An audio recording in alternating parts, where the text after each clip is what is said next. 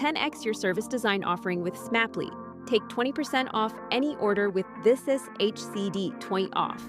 Let's superpower you and your design team's potential. Sign up at smaply.app. Enjoy the episode from your friends at Smaply, helping support This Is HCD podcast.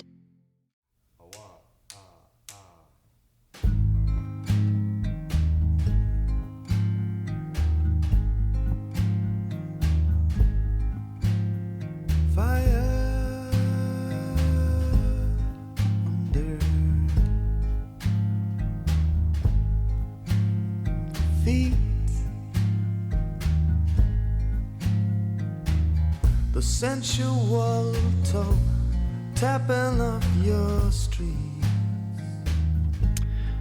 Hello and welcome to This Is HCD. My name is Geary and I'm a designer, educator, and I'm the host of This Is HCD, based in the wonderful city of Dublin, Ireland. Now, our goal here is to have conversations that inspire and help move the dial forward for organisations to become more human-centred in their approach to solving complex business and societal problems. Now, this is a new type of episode that I'm looking to explore more over the coming years, and that is looking laterally into other fields where we as change makers can find inspiration. And inspiration is hopefully what you're about to feel and hear in this conversation with one of the finest singer-songwriters around today, and that is Mark Geary. Now, the music you hear throughout this episode is from Mark's first album released in 2002 and has accompanied me on my journey as a designer and an expatriate whilst living in Australia. It wasn't until recently, though, that we got to sit face to face in front of a turf stove, drinking countless coffees and singing and playing guitar together in Mark's gorgeous cottage in the wilds of a rainy autumn day, deep within a forest on the outskirts of Dublin City. And in this conversation, we chat about the remarkable journey that Mark has been on for over the last 2 decades, that has seen him play all over the world countless times. Mark doesn't play music to be adored, though. He really plays to exist, and hopefully that comes across in this episode. It's really part of who he is. It's part of his fabric. He constantly tours around the world, often with Glen Hansard, another phenomenally talented Irish musician who lives close by. Now, we speak about his roots in Chennai in New York, a place where he cut his teeth. It was a free-flowing cafe that many music lovers will automatically connect probably with Jeff Buckley. But this was a community of like-minded people that you're going to hear more of Mark talking about, that really cheered and nurtured their own. A community much like our own within This Is HCD that is trying to figure it all out and get ahead. Now, there are points in this conversation where we chat about Mark's environment and how having the space set up and ready to channel whatever it is that we call it, and how it affects the process. Mark's guitars are all around the place. He's got notebooks everywhere. He's constantly playing. He's experimenting, he's trying, and he's testing out ideas. He is, at his core, a master craftsperson. We even talk about how this environment is shaping his music, or maybe it's his music that is shaping his environment. How living within a forest is permeating his latest release, with his latest single being called The Forest. So let's get into it. Mark Geary, a very warm welcome to Bringing Design Closer, and This Is HCD. I'm delighted to be here with you. I'm sitting in your front room of your beautiful cottage in County Kildare in Ireland with the log fire and the turf fire going. A long time admirer of your work, Mark. Maybe start off by telling our listeners a little bit about who you are and what's your background. Okay.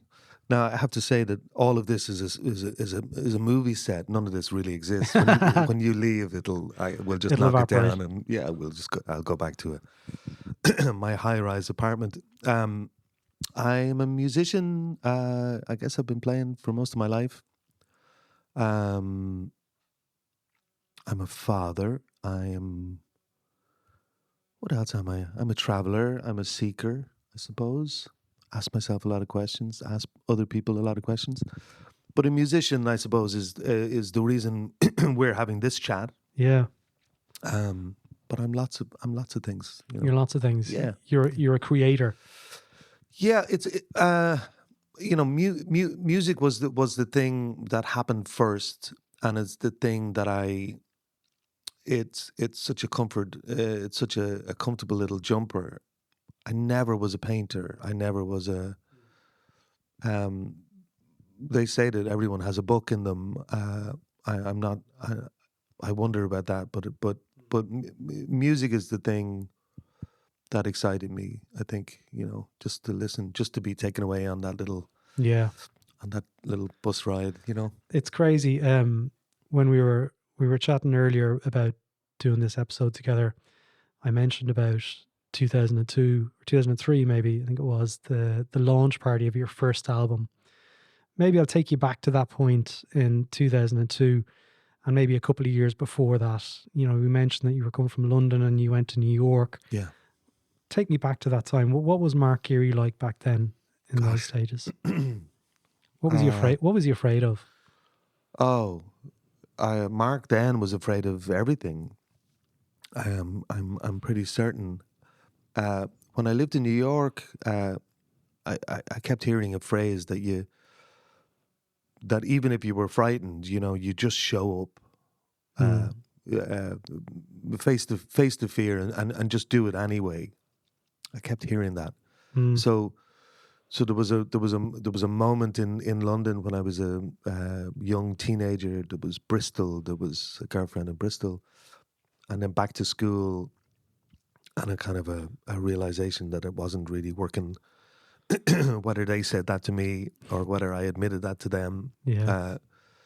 And my brother had this place called the Chine Cafe that maybe your listeners might be aware of. So that was one of at least 100 that I would be aware of, cafes that had music. Yeah. There was nothing really about Chine that should have made it stand out or catapulted into like 20, 30 years later are still conversation. There's nothing about it. There was no stage. There was no real plan. Every night people just kind of showed up and no tickets and no, it wasn't an Eventbrite or any of that kind of stuff. And I do marvel at, like, my brother Carl, who lives in Glasgow now and is a writer, and he had his own journey of, bar owner, demolition, fucking working on a crew, doing all that. Was an actor for a while, and essentially kind of retreated into this dream that he had, that I still remember when we were sitting in our front room, me playing 4 strings and a guitar, and Carl with a notebook that he'd bought, spent a fortune on a notebook. This is when you were in New York, or when you were younger? When we were kids in Dublin. But I have to kind of tip my hat to those 2 kids that somehow, with all of the turns and the jigs and the reels, it kind of continued on that. Like Carl was successful as a bar owner and whatever, but as far as joy or something that kind of nurtured him, or he just kind of rejected it all. And so he's writing, and his second novel is done. And wow. So it's beautiful stuff, and it's like I realized just with Carl that he's writing and I'm singing songs kind of about the same things. Let me take you back a little bit further to your childhood then, because it's unusual, or maybe it is usual, to have 2 creative offspring in a family. Like, what was the formative years of your childhood like, in terms of, like, you're a musician, a writer, a creator, as we said, and he's also followed a creative path. Well, we're the 2 youngest of a family of 10. Right. Okay. My dad was a bricklayer. Yeah. So, not to paint any kind of picture that is untrue, but culture, or there's that great line where I come from, art is short for Arthur. There was just, it was survival, it was subsistence, it was, like so many kids, and just cold and cornflakes and get out to school and get on with it. Just do the best you can. Whatever madness is going on there, don't bring it home. I think that's what it was. So how or why did I have that yearning? I mean, you're a musician too. Why? Like, what's that awakening? Yeah. I remember a big stereo in the good room in Ireland. There was a good room, the coldest place in the house. No one was ever in there. It was like a museum. Yeah. But there was this big stereo that was bought on HP, hire purchase, the drip, as we'd call it in Dublin. And I snuck in there every night and would put the speakers in such a way that I'd lie back and be in the middle of it. Yeah. And I know for certain that no one else was doing that. Yeah. And to me, it seemed like the only thing you should be doing, the only sensible thing was to sneak into this stereo and under penalty of death if you were caught, you know, press all these buttons. And then I remember there was a thing I found at the back. I'm not very electronic and I'm not very techie. But I have a kind of an intuitive kind of techie. I found this button at the back that I was able to record into this stereo on a tape. And then someone gave me a microphone and I literally was demoing. The lights went off. The lights went off. And it wasn't that like, oh my God, I'm going to open a studio or whatever. Yeah. It was just that I was going to hear my voice and I was going to try. You could hear it back. I was going to listen back to, you know, well, that's okay, or that's awful. Maybe I could try to do something better, or how do you, like, what is better? Like, how do you get better, you know? And what kind of music were you listening to back then? Like, what was available to you, like, from your older siblings? Like, really some really appalling stuff, because LPs were expensive. A fortune. Yeah. I had a brother-in-law, Peter, who was a bit of a hippie. And he kind of, I guess he saw a kind of he was my Yoda. I guess he saw a kind of a kindred spirit when it came to music. And he would drop down some LPs, treasured LPs, like, so Dylan shows up but if Dylan didn't show up, it would have been Chris de Burgh or... Yeah. Don't ever pay that ferry, man. No. Yeah. And it was played all the like Meatloaf and, you know, whatever it was. Well, my brothers, bless them. Yeah. They used to say, is that a real song or one you wrote yourself, you know?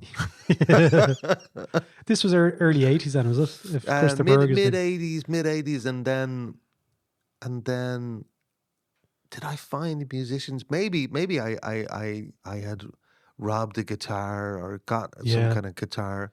I remember my sister came back with a guitar from Spain. You know, you bought a sombrero and a donkey, and a Spanish guitar. It was just not that you'd ever play it, but you'd bring it back as a thing. And I remember very seriously kind of just trying to figure that out. Yeah. And we were talking about Waltons and your old employers. I would walk up to Dunleary. Because you couldn't get the bus because you didn't have the money. So you'd walk up to Dunleary and kind of look at songbooks of Dylan songs and Beatles and Neil Young and Nick Drake and whatever. And you'd look. Remember the chords. And try scribble down tunings. I became aware that there was a standard tuning and then there's other tunings you can mess around with or whatever. The secret doors, as I used to call. Oh, absolutely. Yeah, absolutely. Yeah. It's funny, like if that was the mid 80s, then there was kind of an era in Irish music towards the late 80s. Obviously U2 and you know, there was a whole host of bands, Cactus World News and a bunch of them way back then. But as we were mentioning before there, it was probably around 93 or 94 when I first heard Radiohead and I was just like, wow, okay, this is a little bit different. And at the same time, underneath that pile of CDs my sister gave me was the Frames DC, as they were known then, and it was a single of I'm trying to remember the name of the single. It wasn't Revelate. It was one of the ones before that. Like The Dancer or something like that. I remember, it cost about a pound to get it. sure. And I remember casually tuning into FM 104 from Drogheda and hearing that the Frames were going to be on late at night, and rang in. And I would have been 14 at the time, or 15. And Glen was being interviewed. And at this stage, the Commitments has probably happened, 91.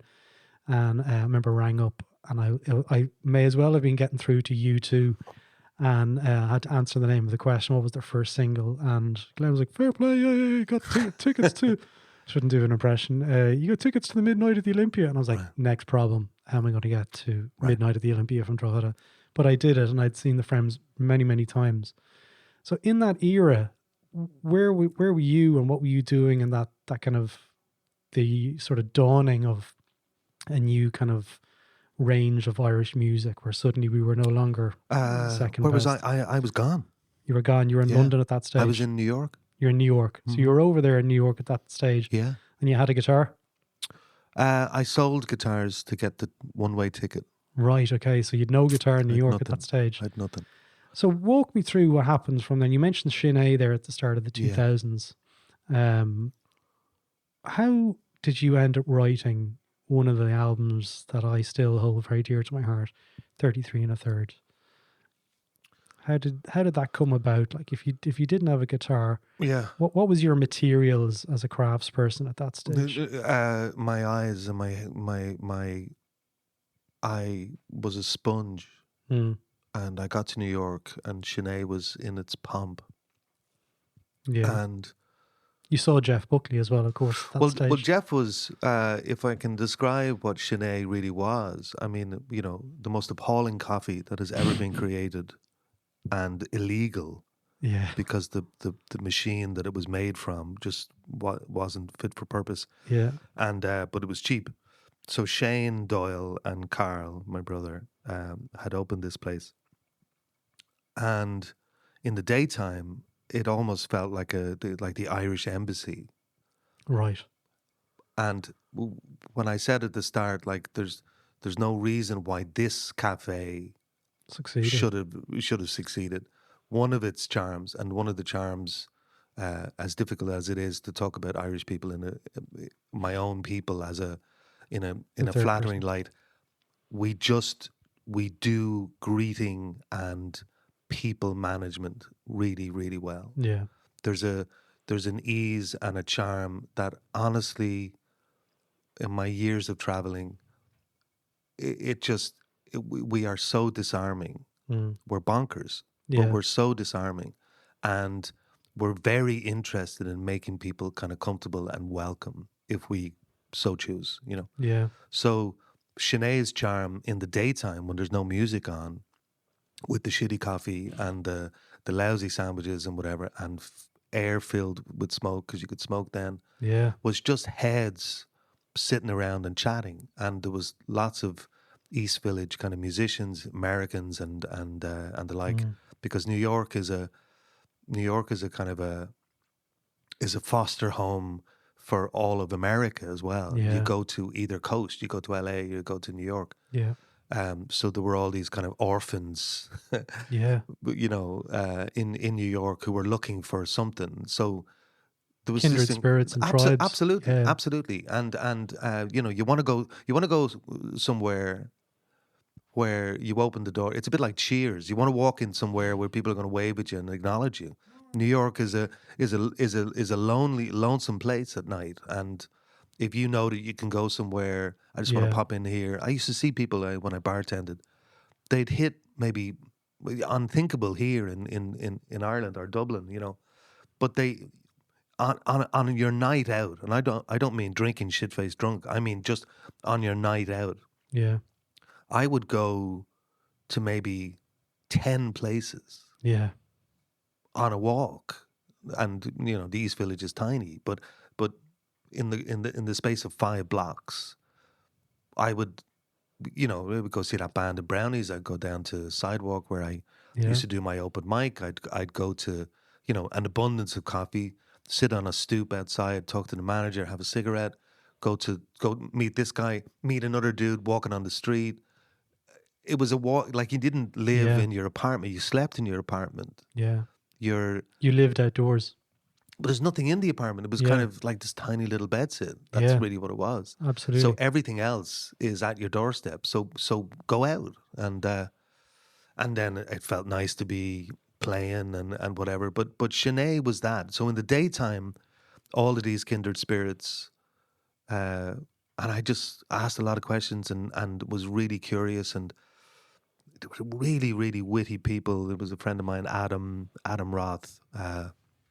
It's kind of older than me and really fabulous dresser, and like movie references, constant imitations of, classic Bogart. He just had this font of cultural references and charisma. Yeah. And he was a musician. He played amazing guitar. And so we talk about this notion of attraction rather than promotion. Yeah. And all of these guys had it. I was really just wanted to hang out with these. So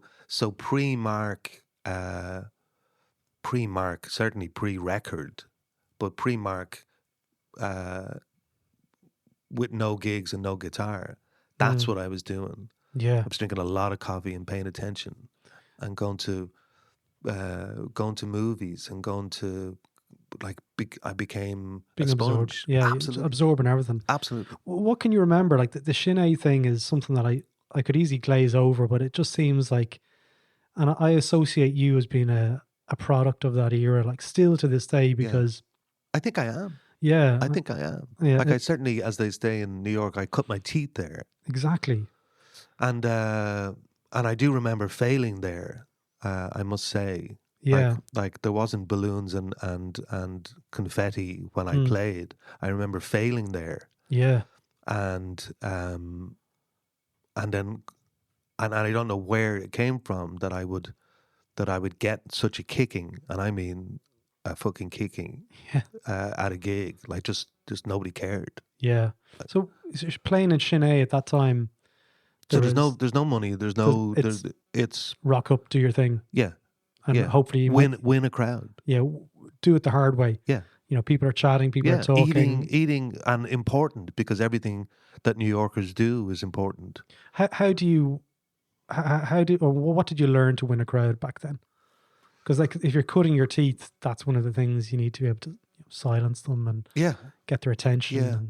It's a funny one, and I will answer it, but there is this kind of idea. There is this notion of kind of having to win a crowd. Maybe that's where we are in the world, but winning the crowd, meaning in some way doing it for a way that's pleasing to an audience. Yeah. Who is this audience? Are they an audience that want to be won? Do they want to be won? But what are their tastes? Are they McDonald's? Do they like McDonald's? Are they sushi people? True. Like, are you not to consider it kind of debasement or whatever?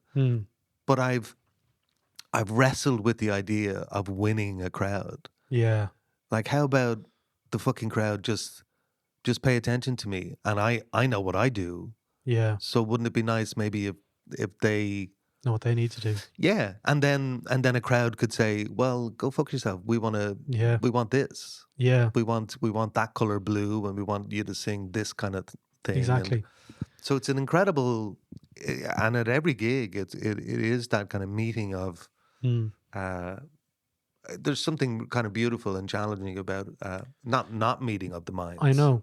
So that album then, if you were prototyping, I guess, the songs, you were testing them out effectively in those early stages. I had to write them. I had to, so 90, 92, 93, 94. I struck on this also in my life. There was melancholy and there was kind of there were different kind of conversations that I was hearing. There was there was an appraisal of one's background, or an appraisal of who I was or who one was. Mm. I heard people write about songs like that. I heard, hey, I'm from here and we do it, and we talked before we started about an expatriate, Yeah. and what that could mean. And I remember, If I Should Fall From Grace With God, the Pogues album. Yeah. I mean, obviously, Fairy Tale in New York is the monster on that. But Thousands Are Sailing, the song by Phil Chevron. We walked hand in hand on Broadway like the first men on the moon. Mm-hmm. When I got back to my empty room, I suppose I must have cried. Like, here was a guy singing about an expatriate's kind of kind of jovial, the Irish guy who's like the life of the party, but goes back to a bedsit on his own and kind of sobs himself to sleep. Yeah. That's not an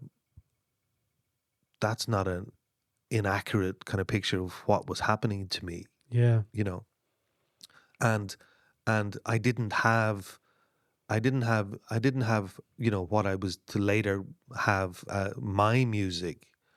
I just had yearnings. I just had, so I went off, so what do you do after a kicking in Chennai a couple of times? Well, you go to a lower level place and you start from scratch, and I started to get comfortable talking. Yeah. I started to get comfortable just the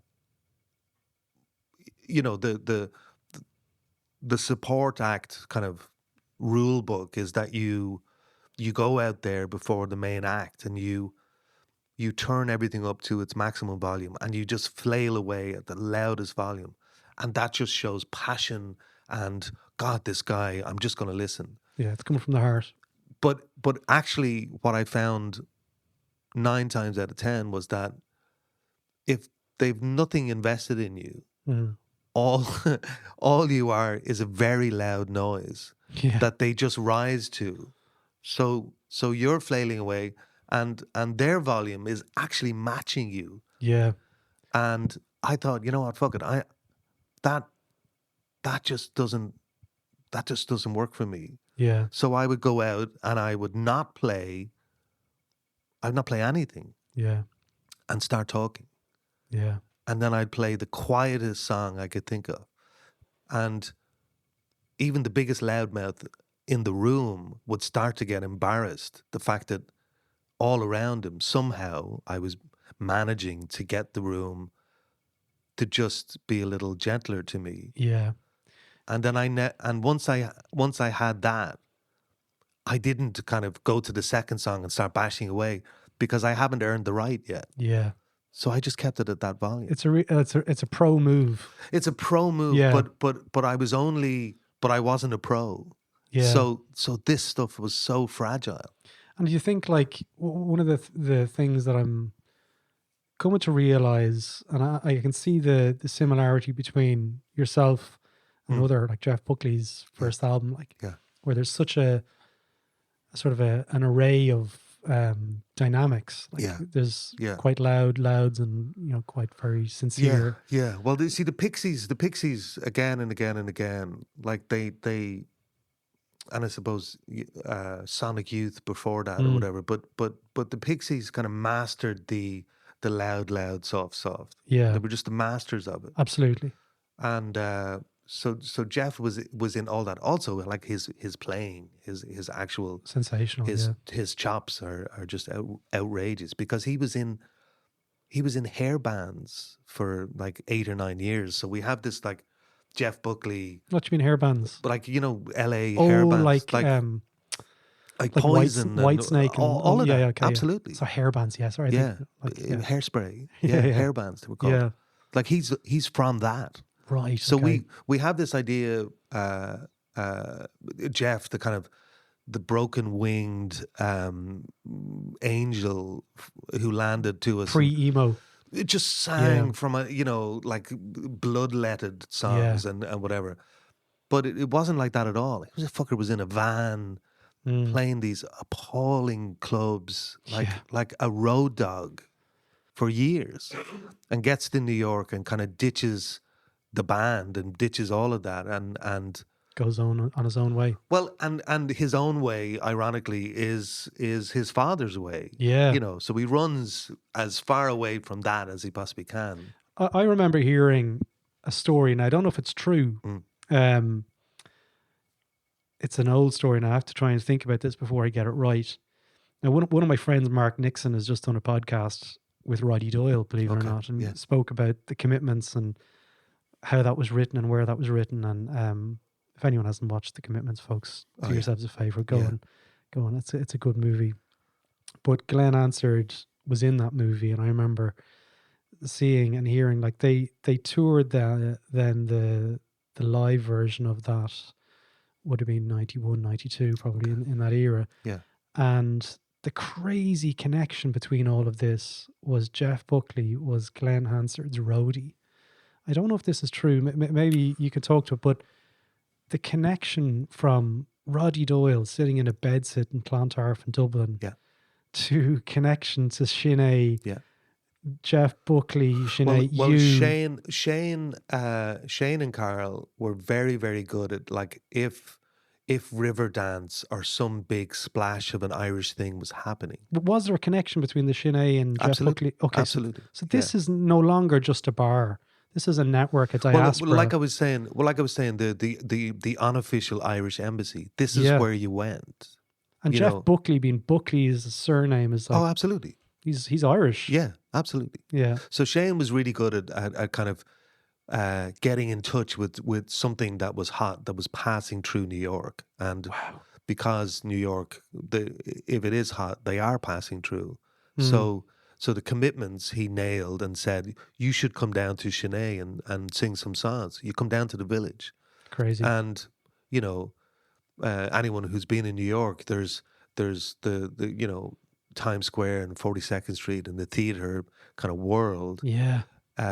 There's something very, very exciting about jumping in a cab and heading downtown. Yeah. You know, to play a feels gig. a bit. Yeah, but also, and you know, early 90s.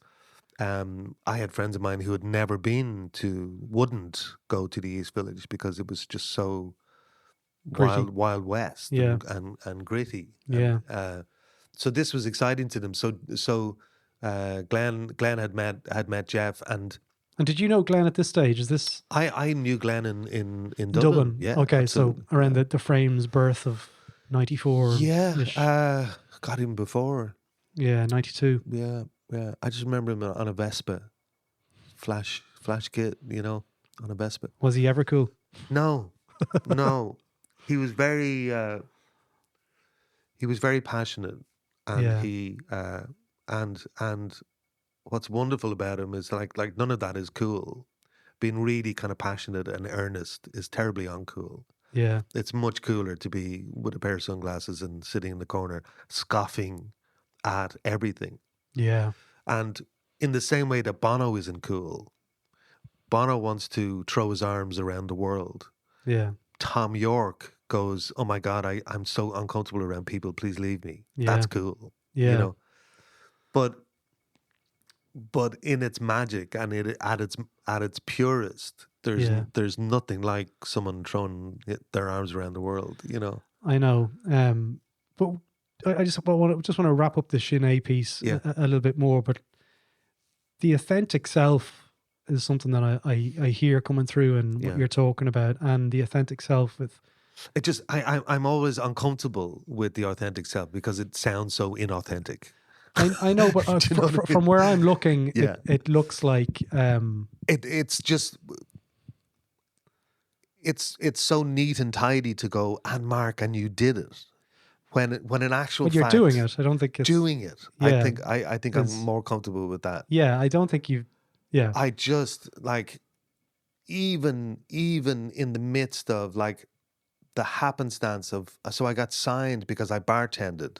Yeah, and this guy would come in, and a friend of mine, this lovely woman, ironically from the Czech Republic and the whole Marketa Glen again, with the Oscar and Once, the movie, whatever. So this girl, mad about Irish music and whatever, and she would come in. I didn't know where she worked, but she would come into the bar, and I was playing gigs by that point. I was playing my own songs in these little kind of cafes and doing good, like doing like I didn't have a plan. I wasn't looking for a label, or I wasn't trying to get signed. I wasn't, but I was really writing. I think I'd done It Beats Me and Adam and Eve. I think I'd written them.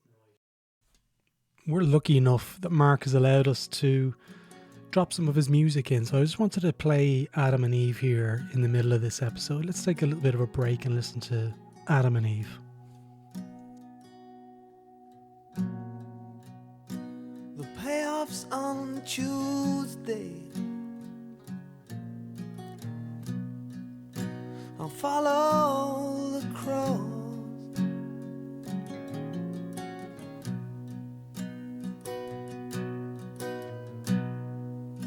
There's pennies from heaven, I don't suppose. And I woke up on Thursday and fell for the floor.